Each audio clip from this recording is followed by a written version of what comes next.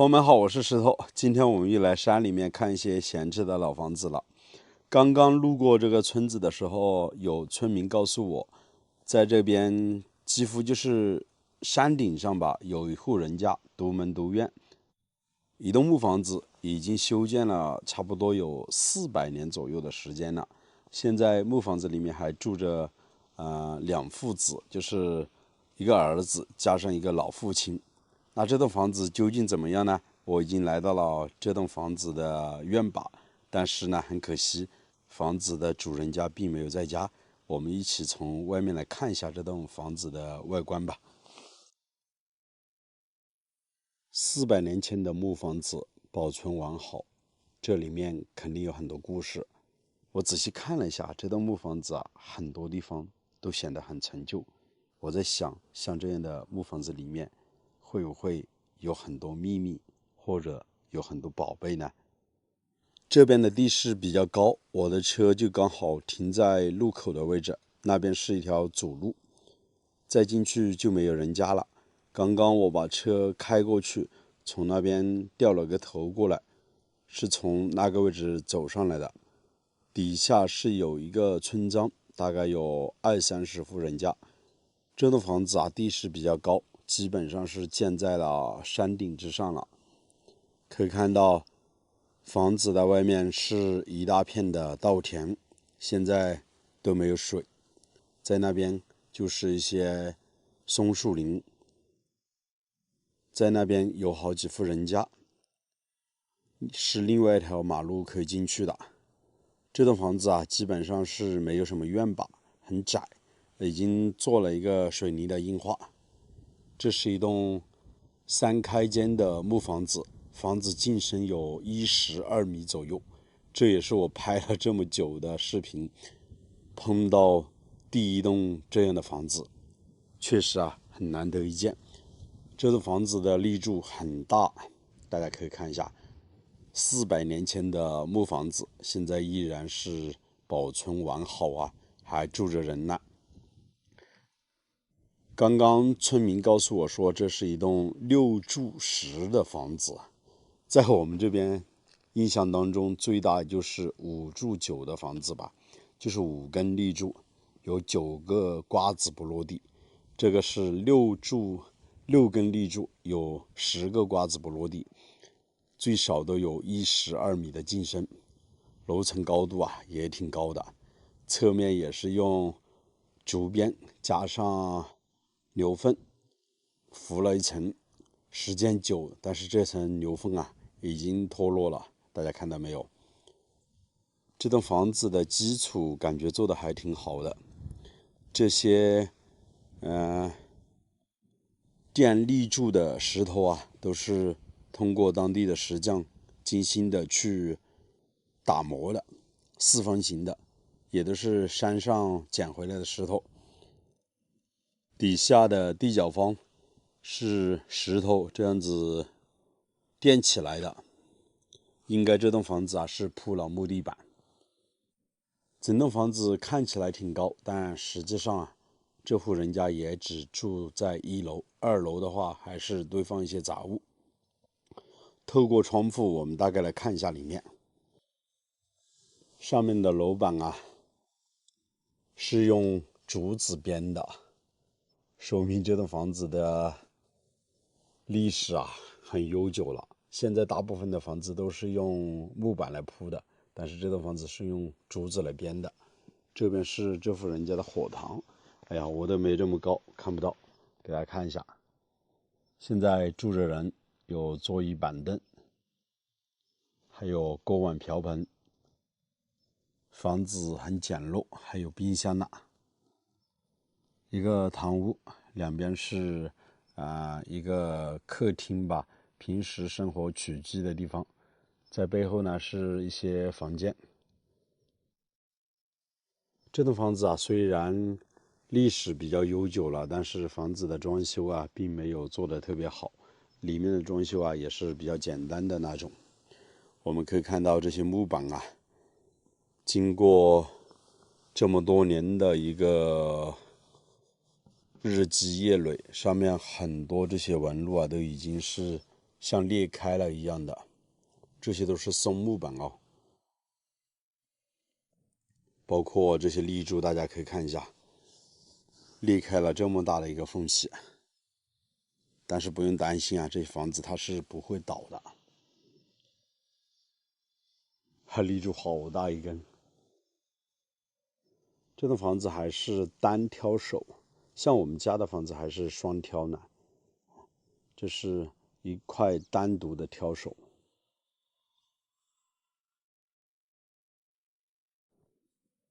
这栋房子少说经历了好几代人了，其中的故事肯定不少。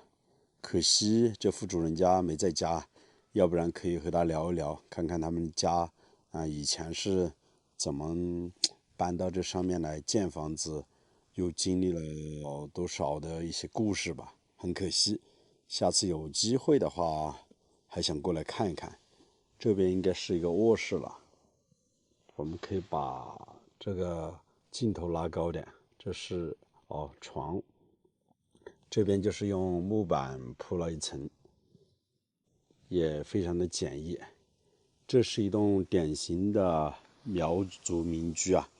如果是土家族的话，两边有可能会有吊脚楼，有厢房。我们苗族的话，基本上是没有吊脚楼的。门口的视野非常好，周边的地也是挺宽的，外面的稻田可能都是他们家的。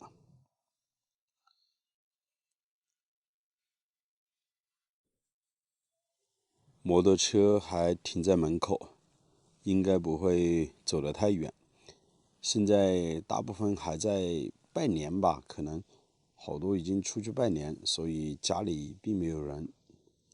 房子的旁边也是一小片的竹林，但是没有把它砍走，所以说这边是没有做菜地。一般像有些人家呢，喜欢在房子的周边留一小块菜地，实际上这块也是可以做菜地的。把这些竹子砍掉了之后，就可以做菜地了。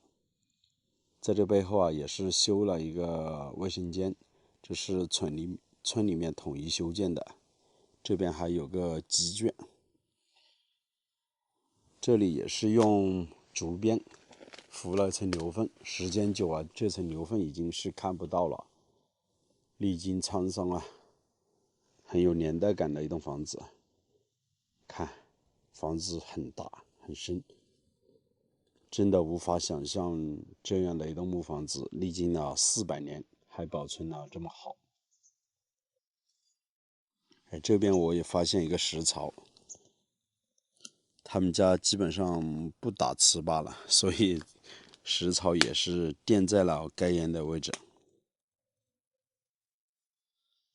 看这些，不知道是石头还是土砖历经沧桑，哎呀，很坚硬的，这个感觉像石头一样的，历经了这么多年，已经风化的很严重了。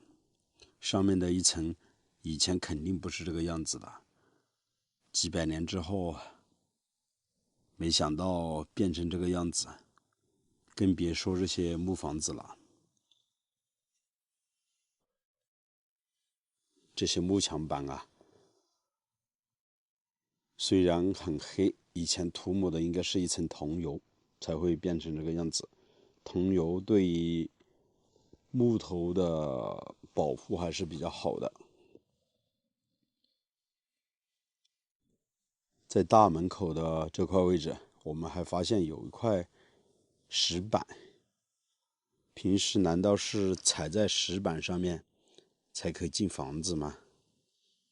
但是石板的底下是空着的，不知道有什么含义视频前的朋友们有懂的吗？欢迎评论区留言现在这栋房子是大门紧闭，上了锁，无法进去了。房子的旁边还有一小块稻田呢，我们走到侧面来看一下。这边也是通水通电的水龙头已经接到了这个位置真的特别安静的一栋房子，周边都没有邻居。我们走到房子的背后看一下。基本上我会一镜到底的去拍完这个视频吧。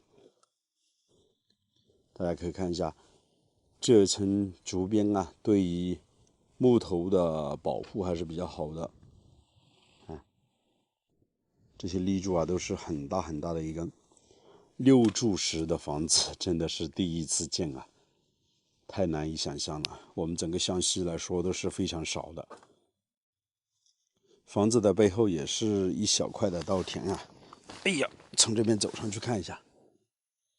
哦，这户人家的排水设施做的还比较好，所以房子的保护还算是比较好。整个该檐全部做了硬化，后面是堆放了一些柴，冬天用来烧火取暖的。房子的背面也是用竹编啊涂抹牛粪，起到一个保护的作用。哦哟，这边的瓦片盖得很厚啊，所以这栋房子如果检修瓦片的话，估计要一次都要花上不少的钱啊。整体感觉比其他的一些房子大了很多很多了。这些瓦片都是很厚的一片，估计也是好几百年之前的了。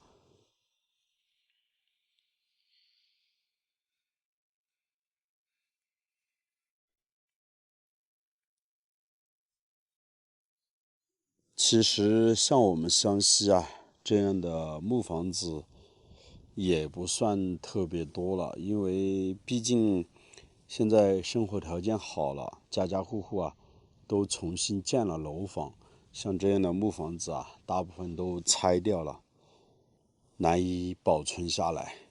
这户人家呢，因为这么多年一直在这边住着，世世代代的繁衍生息，所以房子还是处在一个有人居住、有人保护下的一个情况。这栋房子，依然是保存的完好。如果重新建了砖房啊，建了楼房之后，像这样的木房子啊，也会去拆掉的。这个时候啊，我就想到了一点，比如说像这样几百年前的木房子啊，像我们这边有些也是用金丝楠木来作为立柱的，不知道这栋房子里面有没有这样宝贵的一些木头啊？大家发挥一下想象力，因为确实我之前在另外一个村子发现了有一栋木房子，有一根立柱是用金丝楠木来做的。好了，朋友们，我也要离开了。那这样一栋400年前的木房子这么大，你们觉得有价值吗？欢迎大家在评论区里面留言。我是石头，喜欢我的视频请记得点个关注，下期再见，拜拜。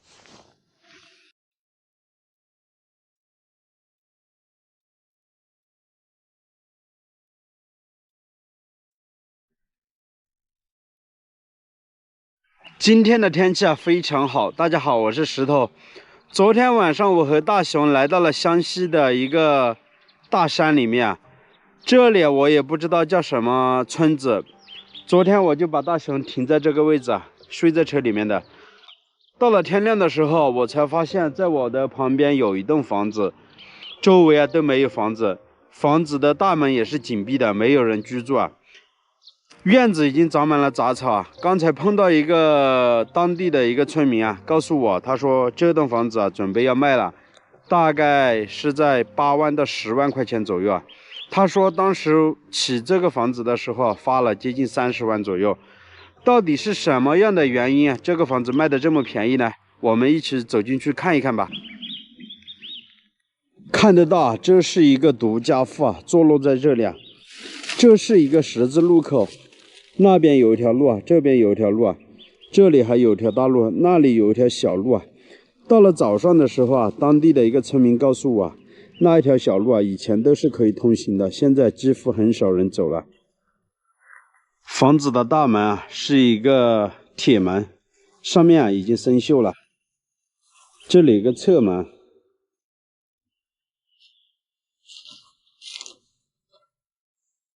挂了一把锁。哇，这个灶啊，看得出啊，已经很久没人来居住了。那个铁锅已经全部生锈了，上面的柜子啊，全部都烂了。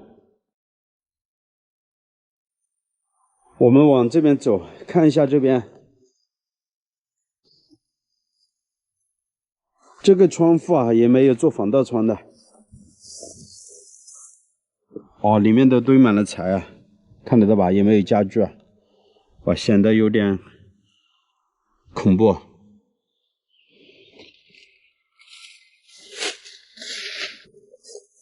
房子的院子啊，上面长满了很多杂草啊。严格来说啊，这是一栋2层半的一栋小洋楼啊。放在10年前，这也是一栋修建比较好的一栋小型的别墅吧。当时候啊，花费的代价也是非常大的。这里啊，就是一整块的空地了。后面那个位置啊，看得到吧？都是坟山。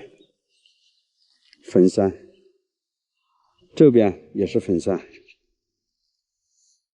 这栋房子啊，起好了之后，几乎就是没有住过多久的时间，大概也就住了1个多月左右吧，就没人居住了。大概闲置在这里差不多有接近10来年的时间了。什么样的原因，这栋房子这么低的价格准备出售呢？而且没人居住呢？刚才我问了这里的村民啊，他们告诉我说，这栋房子啊，原本是2口子啊，常年在广东那边打工啊，很多年花费了很大的精力啊，把这个房子砌好。砌好了以后啊，他们又继续出去打工啊。后面啊，因为家庭有点不那么顺利啊，当时候老一辈的老人啊，都告诉他们这个位置啊不太好，不要起房子啊。这是一个十字路口，在湘西这边少数民族啊，在十字路口或者3岔路口的位置啊，基本啊都不建议起房子啊。当地人啊知道这个情况以后啊，都不敢来买这个房子，也不愿意买这个房子，因为现在10万块钱对于农村来说，说多也不多，说少也不少。但是在农村来说，尤其在湘西这边少数民族啊，有一个传统的说法，风水啊这一块是非常的注重的。在当地啊，还有一个说法，他们说啊，这栋房子啊建得像一个教堂，你们觉得像不像？说的湘西啊，很多朋友可能都清楚啊，这是一个非常神秘的一个地方，也是一个少数民族聚集的一个地方啊。这里啊有很多的习俗啊，很多外人啊过来都是比较忌讳的。在电影里面我们看过很多湘西赶尸啊，都出自于这里啊。所以说，刚才我在和村民交谈的过程当中，我不便于把镜头给录下来，只是和他简单的交谈，了解一下这边的习俗啊，还有这个房子的情况。其实我觉得，现在我们国家大部分的农村也许都这样，常年的出去打工啊，建了房子没人居住啊，可能这栋房子啊。确实有它的地理因素的原因吧，建在一个3岔路十字路口啊。在湘西这边，少数民族啊有一个说法吧，如果房子啊建在十字路口或者3岔路口啊，这个房子，他说有点忌讳吧，所以说造成这样的原因啊。了解了这栋房子啊准备出售又没人居住的原因啊，我觉得在农村啊确实有很多的习俗。对于年轻人来说，有的习俗啊真的听老一辈的，有的时候没有错。朋友们，你们当地啊也有这样的情况吗？也有这样的房子吧？也有这样的说法吗？也欢迎你们在评论留言，我们一起来讨论一下。好了，这期的视频就为你们分享到这里，我们下期的视频再见了，拜拜。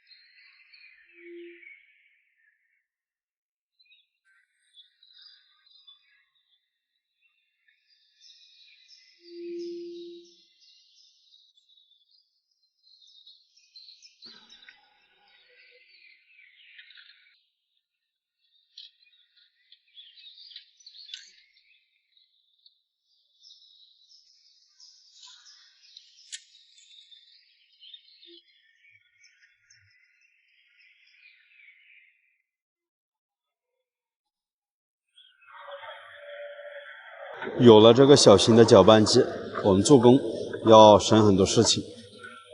昨天天气预报说今天会下雨的，没想到啊，今天又是大太阳天。朋友们好，我是石头，今天我们是继续来到河边改造房子。现在这边的模板已经全部装好了，这块位置呢，钢筋也绑扎好了。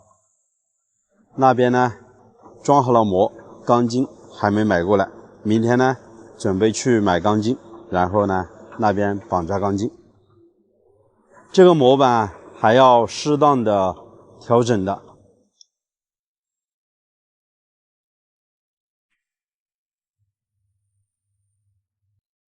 这里过去啊，都是用模板这样子装，然后呢连接那边变成了一个整体，这样子会更牢固一些。这间依然是我们的公用卫生间，没有改变。之前有很多网友在评论区里面留言，确实啊，没有办法从其他地方做卫生间了，没有那么多讲究。这背后呢都是邻居家的土地，我们是不能够占用的。当然现在放一些材料是没什么问题。背后啊也是杂草丛生，比人还高呢。这边以前也是一个房屋地基，将近有2分5左右，还不到3分地。之前和他谈过，价格没谈拢啊，所以没办法。如果谈拢的话，我们这栋房子可以往后面扩建一些。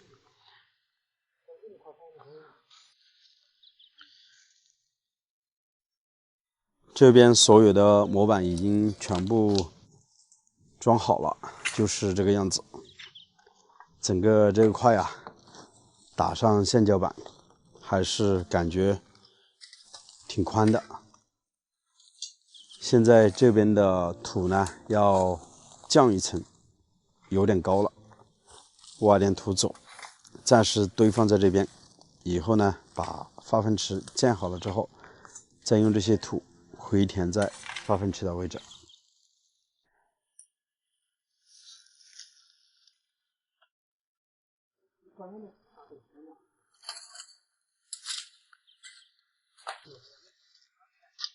20多天没有下雨了，所以这些土啊都非常的干，挖起来也是难度挺大的，很多竹编在里面。这边现在已经全部可以踩在上面了，现在还少了这边圈梁的钢筋，还有这些模板之上的钢筋。这边啊，我们完全要铺一层钢筋，这样子以后这块板呢会更结实一些，上面建房子也没有问题。这边是有一根梁过去的，也就是中间的位置。这边模板和土层交接的位置，我们是这样子处理的，用模板挡住了，防止打橡胶板的时候混凝土啊会往下掉。其实这边呢是更靠近河边，风景更好。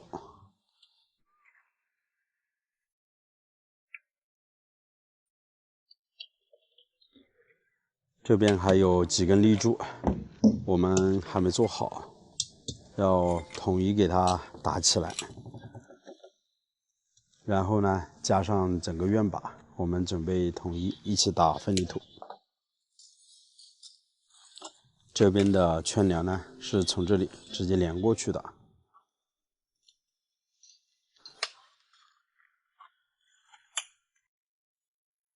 那这边3根立柱，为什么我们不给它全部连在一起呢？大家可以看一下，那边立柱就矮了一些，因为那边是院把的位置，我们这边呢是建房子的位置，相当于啊，以后这边是有一个盖檐的，底下呢要更低一些，屋檐滴水是往底下走，所以院把那边，橡胶板呢，我们要等这边完全建好了之后，再去做院坝的改造工作。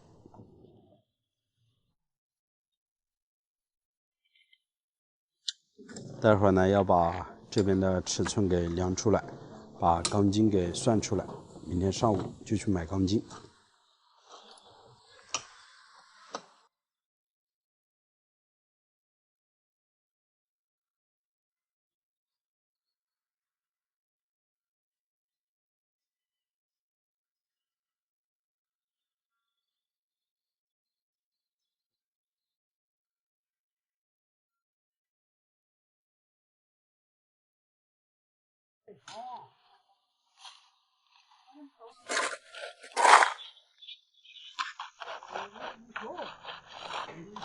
一到下午啊，这些蜜蜂全部爬在蜂箱门口，大家可以仔细看一下。它虽然是爬在这里，但是它的翅膀呢一直都是扇个不停。究竟什么原因呢？大家知道吗？是不是太热了？这边啊，我们之前不是挖出了很多石头嘛，全部都是鹅卵石，现在用掉了一部分。这一堆石头啊，奇形怪状的，要把整个院坝清出来。然后呢，这些石头我们就用斗车转运到这个角落，砌一面石头墙，在这个位置留了将近30公分的排水沟。这边呢，我们用石头砌了一面墙，把整个位置加高起来。这边以后应该大概院坝的高度呢，就是这个样子。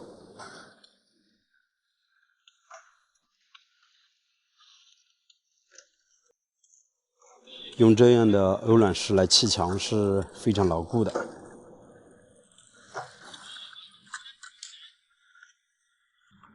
当然，这边院坝暂时我们还不给它打上混凝土，要等到房子改造差不多完成了，我们再来打这个院坝的混凝土。但是基础的工作啊，我们一定要提前做好。这边也是紧靠着砖立柱的位置来砌这面石头墙，中间呢是采用水泥砂浆做一个粘合剂。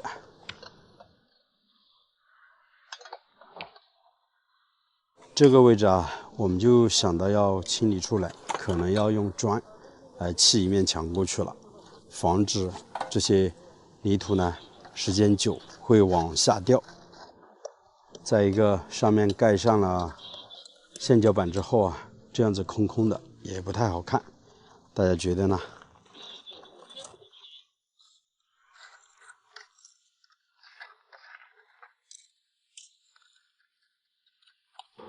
这台冰箱昨天拉过来的，今天已经开始用了，很不错啊。我们冰了一些菜，还有水，就不会打开给大家看了。这边我们买了一些药啊，防止中暑的。实在温度太高了，还买了个西瓜。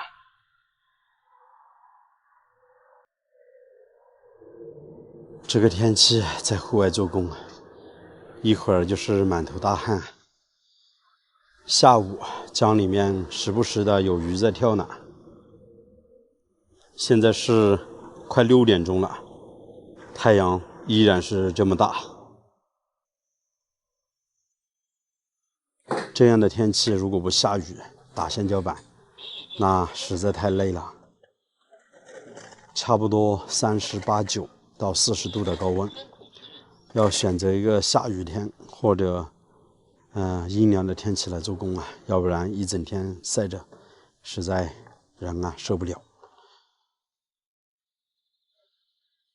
这一面石头墙啊，马上也快砌好了，先做这样的一个高度。这边院坝等后期再看怎么去处理。打好橡胶板之后，我们就要开始拆屋顶上的瓦片，开始改造木房子了。小院子是一天天的都在发生变化，也是越来越漂亮。我相信大家和我一样也在期待。那今天的视频呢，就暂时为大家分享到这里。我是石头，喜欢的还请记得点个关注。我们下期再见，拜拜。